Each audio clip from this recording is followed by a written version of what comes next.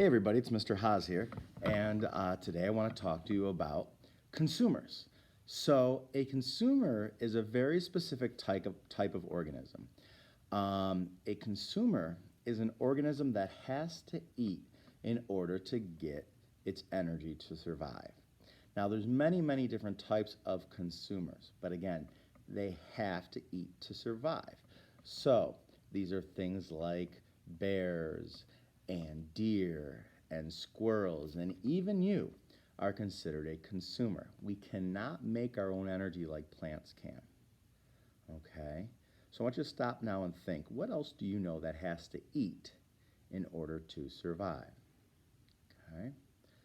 So I'm going to show you a few examples of some consumers, and then I'm going to talk to you about how we can classify consumers into three groups. Okay? So with consumers, there's three types. Okay? The first type is going to be a carnivore. So a carnivore is any animal that has to eat or mostly eats just meat. So if we were to take a look at this alligator here, okay, this is a carnivore.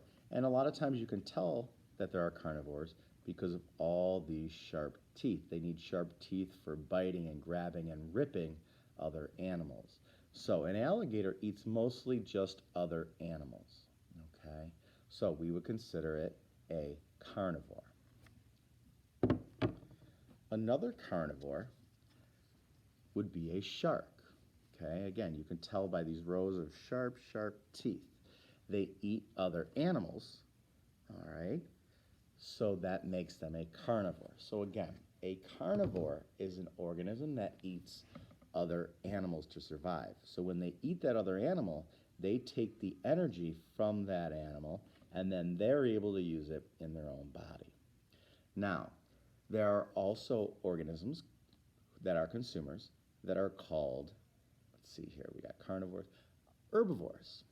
So an herbivore, just like a carnivore, has to eat other organisms. However, an herbivore eats mostly plants. Again, an herbivore eats mostly just plants. And the example that I have is this deer, okay?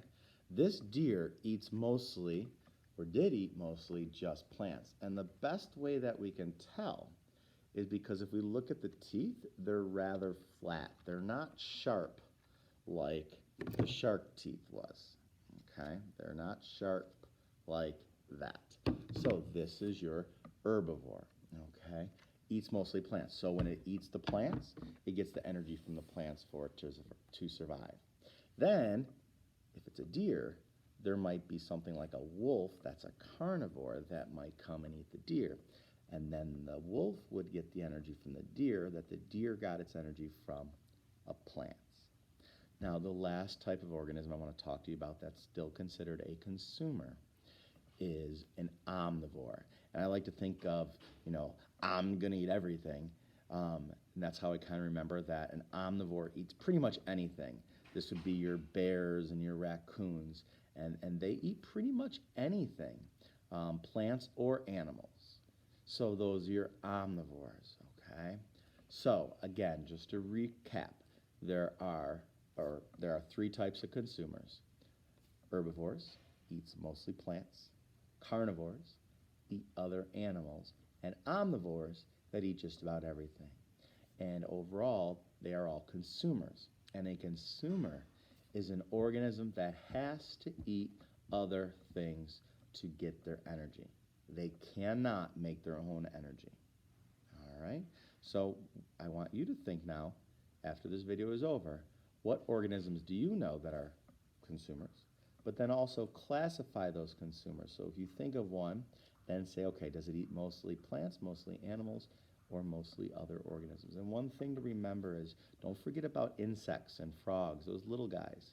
All right? We don't think about a frog as eating meat because they eat flies, but a fly is another animal. So a frog or a spider that eats other insects would still be considered a carnivore because it's eating another organism. Now an insect that eats plants, maybe like a caterpillar, or drinks nectar like a butterfly or a hummingbird, those would be herbivores. All right?